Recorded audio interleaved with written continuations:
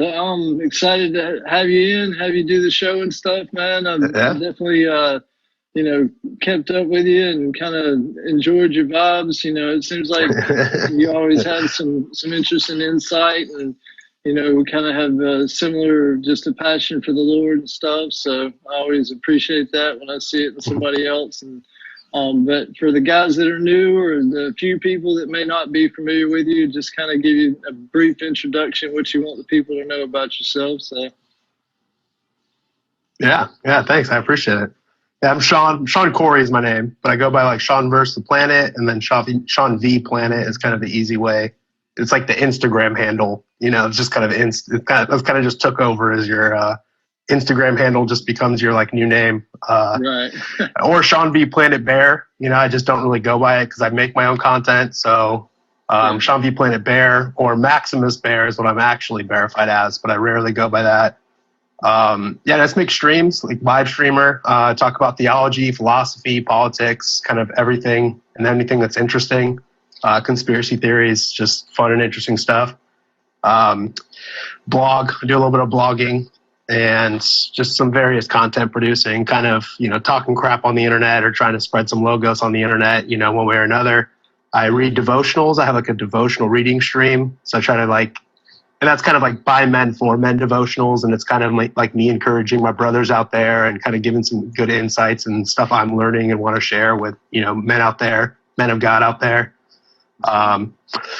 And just recently started on the new journey of Tentaria. So trying to get all the Tennessee Bears together and just other like bear adjacent people and Christians in Tennessee together to just start really getting serious about, building families, building community, homesteading, kind of just living as simply and as godly as possible, as following the righteous path as much as possible here in our little pocket of the world, our little geographic corner of the world. Yeah. And just follow me on the stuff. I'm sure most people here, I see all my homies in the chat already. My chat's kind of small, so sorry. There we go. I've never done this Instagram live. But yeah, Joe, Pumpy, Wobbly, mods in my chat, Andrew, John Spadova, all these legends, bears after bears, legends after legends, crushers out there that are kind of cross-stream with you guys and me and, Owen and everything. Shout out to all you guys for always just being awesome people and, keeping each other in check and being inspirational and sharing knowledge and sharing love with each other.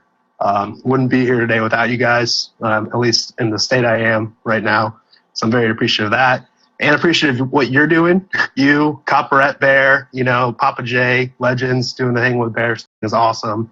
I'm sure everyone here is very appreciative in the live chat of what you guys are doing, but yeah, you guys are doing really good work. And thank you for having me on. I am very appreciative of that, like in a selfish sense, but also in like the broader sense of, just having another channel, another platform for people to kind of share their lives, share their stories, get to know you guys as hosts, and then all the like us as bears, as individuals, and just network with each other and, live, laugh, and love with each other and spread what's good, true, and beautiful out in the world together.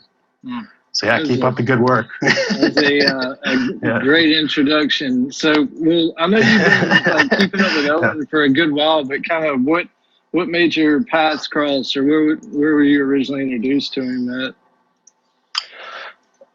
Do you want the long version or the short version? Either way, man.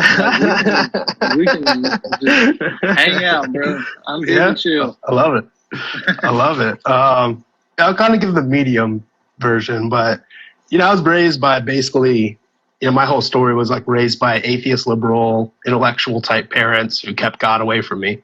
So I grew up undisciplined, spiritually distant from God, just very like hedonistic, selfish, undisciplined, lacking character, that sort of thing. Big leftist family, so I grew up like loving Obama. I thought Obama was going to save the world, and I went to college in 2009, like right when he was taking over. So I was like a college leftist, loved Obama, and then of course Obama just was horrible. So you start asking questions. You're like, wait, he's like bombing more countries. Wait, he's like giving money to Wall Street. Like what? He's not saving the world. What's happening? When he said fundamentally change the country, what did he mean by that? Like, yeah, for better or for worse. Yeah. Yeah. So I just started asking questions, and then so by like 2011, 2012, I kind of fell into that like Ron Paul, Stephen Molyneux kind of libertarian, anarchist kind of, sphere. And, the joke in that circle is you're libertarian for 6 months and then you become an anarchist. And I became kind of like that anarcho-capitalist kid, a little angry, wanted to overthrow the government, wanted to, live without rulers and without the state and stuff. And, just got very angry, lived a very angry life, and moved out to San Diego and partied, just party, hedonist, sex, porn, pot smoker, drugs, alcohol, just everything. And, lacked character, lacked discipline, and just kind of kept spiraling down. I was always kind of funny and goofy and friendly. So I was still kind of like floating by, with friends and family in my life and stuff. And then about maybe a year after Trump was in office, Trump kind of started like waking me up to just myself, just all the chaos that was happening politically and societally. And I basically just started seeing myself for who I really was, and all the failures I had, and, just how like miserable my life was, and how, just addicted I was, and how much of like an earthly beast I was. So I started realizing like who I was, but I was unable to change it. I just was unable to like overcome my problems, and I just kept kind of going down. It was just this downward, and I was aware of it. I was woke to my own failures, and I was just going down. And, eventually kind of, not to get too sad, stick with me here, but stay tuned. Right? Yeah. But, I made the decision to just kill myself. I was like, this is, my life's only going to get worse. I can't fix myself. I'm a mess. I was kind of very atheist. I was like, God's not real. Like, let me just end it all. And it's kind of a long story what happened, but basically in the course of a day, God truly just intervened, like divinely intervened in my my selfish little plans and woke me up and prevented me from taking my life. And from that day on, I just knew God was real. And so ever since, it's just been this upward journey of just, all right, God is real, fully, undeniably. I mean, there's just no doubt about it. Yeah. What do I do, though? Right. Like, now what do I do? Like, all my friends are atheists, my family's atheist, like the whole, everything around me is just so, it's California, it's San Diego. I'm in like the, hipster, artsy, leftist friends and stuff and partiers. And I was kind of like, I don't know what to do, So I started, of course, you just go to YouTube. You go to YouTube. I found like Jesse Lee Peterson and Steven Crowder and Ben Shapiro and Gavin McInnes, and just started kind of really deep diving on all that stuff. And so that's kind of how I first found Owen, was through Crowder. And then Crowder, I don't really remember exactly what happened, but he like got bought out by some company. Yeah. And they kicked out, that company then kicked off Owen, kicked off Gavin, it kicked off Michelle Malkin. And so I kind of was like, this seems really shady. Maybe I should really look up this Owen guy, and see what he's all about. And I specifically remember like turning on to the first stream I turned on to. It was Owen wearing a Russian hat in his backyard, throwing junk into a fire and just ranting about the moon landing. And I was like, yes, this guy gets it, I'm listening. And it was also like around that time I just first started reading the Bible. Like for the first time in my life, I just never read the Bible. So I was reading the New Testament and just waking up spiritually, and just Owen was like cracking, being the spell breaker, just cracking these codes in my head that I thought I had so figured out. I guess I had the world so figured out in my selfish little puny brain, but Owen was like breaking those spells and just giving me confidence. And so after that, it was just over. When you find Owen, it's just this journey. And, I was watching him quit alcohol, about a month or two after that, after I first found him, was when he was quitting alcohol and, just overcoming obstacles and being inspirational. So I was like, you know what, I'm going to do that too. And the Bible's telling me to do this. Like everything's just telling me to do this. So I just started sobering up, quit smoking cigarettes, quit smoking weed, quit drinking, no more porn, no more sex, and just step by step, like move myself out of San Diego, just kind of quit my job, packed my bags, and moved to Nashville. I felt God pulling me to Nashville for some reason. And I was like, I'll just go live homeless and figure it out. And step by step, just kind of meet bears along the way and work hard and kind of overcome myself. And sober now for 2 years, God in my life for 2 years. Everything's amazing. Everything's great. So like the long story is I kind of found Owen about a month or two after the biggest change I could have ever imagined in my life, kind of truly being born again. And he really helped me lead me to God. I wouldn't say he saved me. I would say Christ saved me, but Owen kind of helped lead me in that direction, right when I was first really diving into just who our Savior truly is and what he's all about. Owen was right there to kind of be a living, earthly example of that for me. Like, how do I truly be Christ-like? Well, this guy's doing it. This guy's kind of doing a good job of it and working through his problems, So, saying is the legend, the legend who guides you, Like, it's crazy how it works with that a lot of times, too. It may be, like, at a distance you see somebody, or it may be, like, very personal, like somebody in your life who takes the time and shows you love and shows you what it looks like or whatever. But, like, I've heard it said, that a lot of times the way it works is somebody will, like, literally pick you up and carry you to the cross and put you at the foot of the cross. And then eventually they'll, like, walk you hand in hand as you, as you gradually are growing or learning what it looks like to follow. And then, like, eventually it gets to a point where, like, they're just pointing you at the cross, and then you know what to do. And then, that element's removed to where it's just like, the cross is where you go. You know what I mean? Like, nobody has to tell you, nobody has to show you or whatever. And so it's like just maturing with that spiritually. But that really is incredible, man. Like, what drew you to Nashville? Or was that just where your heart was pulling you, or like, how did that work? Yeah, I mean, without sounding too crazy, like, God just spoke to me, like with a voiceless voice. It was just, everything was just pulling me here. I didn't know anyone. I'd never even been here before. Didn't have a job, didn't have a place lined up. I wanted to move to Texas or Idaho. I have friends in San Diego that were from Boise and from Austin. So they had, like, connections and they knew people, or they were, like, kind of planning on moving back there eventually.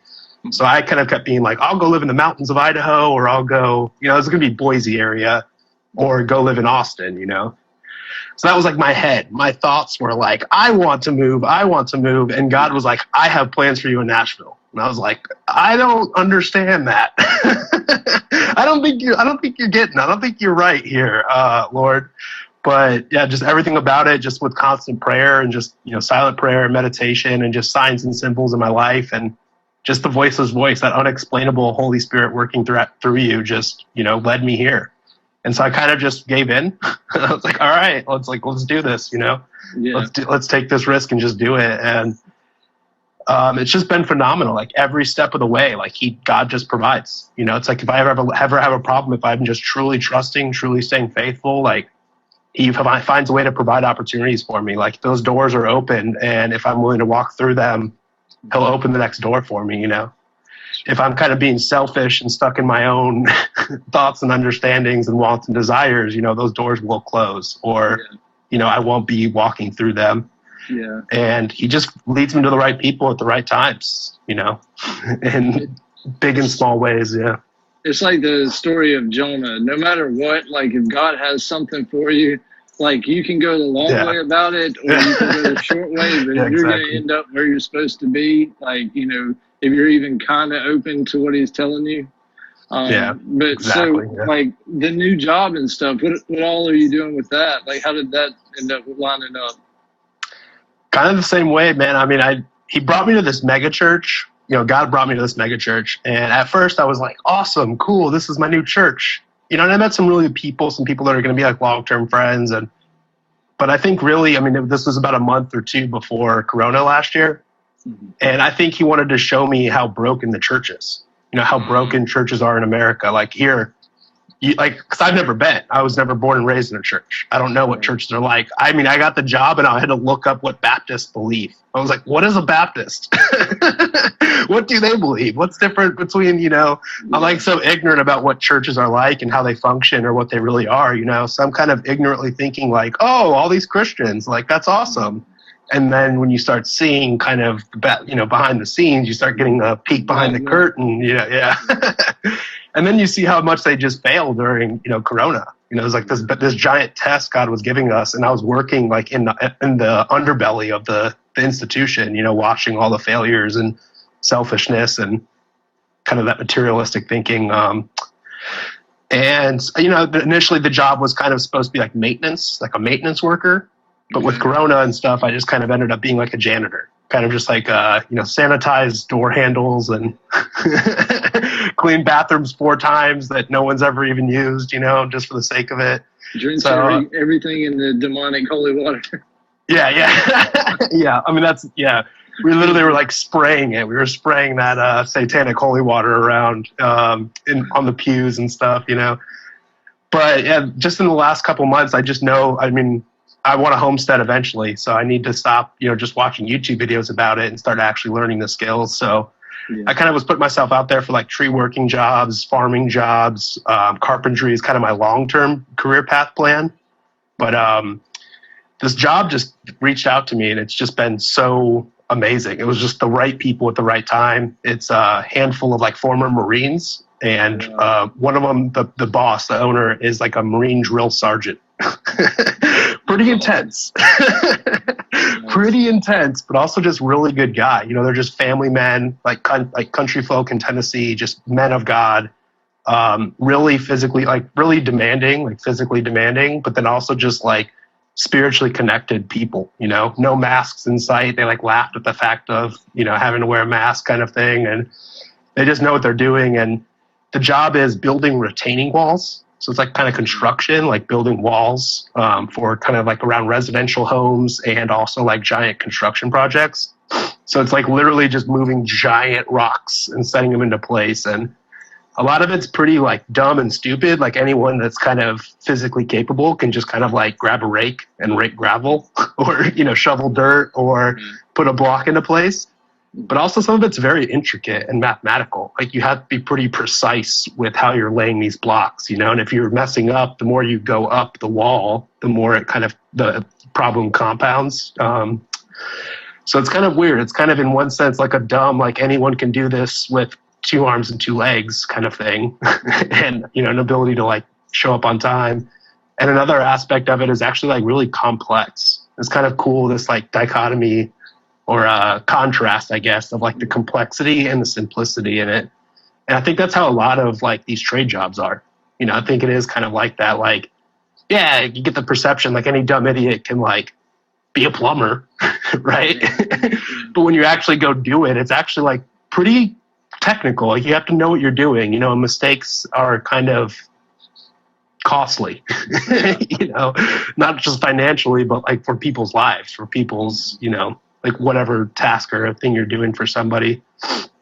But yeah, overall, it's just really good. It's like character building for me, discipline building, and skill building. And they kind of are wanting me to rise up. So they're kind of almost like preparing me to become kind of like a leader. But I'm almost looking at it as like a temporary job. So I'm kind of stuck right now between maybe making this like a career, rising up in this company, or just kind of moving on because I kind of want to do tree work and like farming, like maybe work at like a tree nursery or a plant nursery, or be like an arborist, and then eventually kind of move on to being like a carpenter long term. So I kind of want to just keep moving from job to job and just getting skills, like homesteading skills along the way and getting paid for it. So yeah, but it's pretty interesting. Yeah. So and the joke going around is, Trump couldn't build the wall, so I will. Right. Don't worry, guys. I got it. I got us. I'll cover it.